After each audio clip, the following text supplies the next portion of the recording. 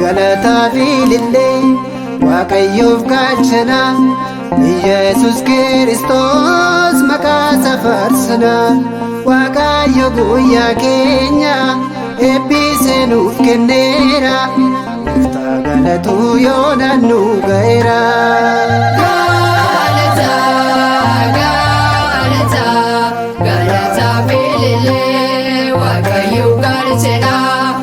Yesus Kristus maqaa isaa faarsina Waaqayyo guyyaa keenya eebbisee nuuf kenneera Gooftaa galatuu yoo naannu ga'eera.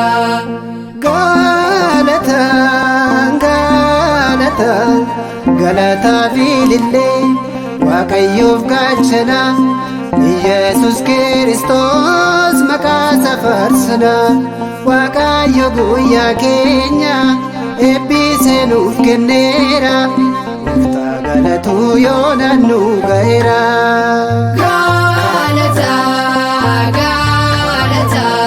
Galataa fi ilillee Waaqayyoof galchina Yesus Kiristoos maqaa isaa faarsina Waaqayyo guyyaa keenya eebbisee nuuf kenneera Gooftaa galatuu yoo naannu ga'eera.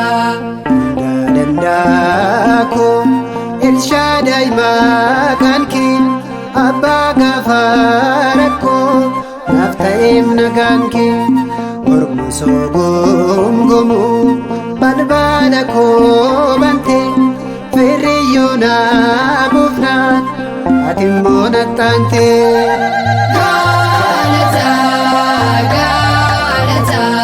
Galataa fi ilillee Waaqayyoof galchina Yesus Kiristoos maqaa isaa faarsina Waaqayyo guyyaa keenya eebbisee nuuf kenneera Gooftaa galatuu yoo naannu ga'eera.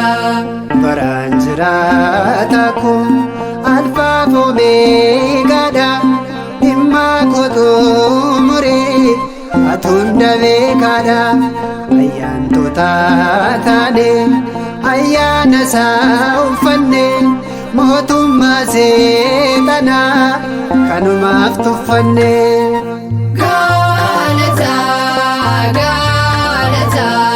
Galataa fi ilillee Waaqayyoof galchina Yesus Kiristoos maqaa isaa faarsina Waaqayyo guyyaa keenya eebbisee nuuf kenneera Gooftaa galatuu yoo naannu ga'eera. Gargaara koo dhugaa abbaa boqochiisa mana kee buluutu anaan gammachiisa manneen leenaa keenya diddiigamaniiru keenya seenaan tole siidaadhaan kan jiru.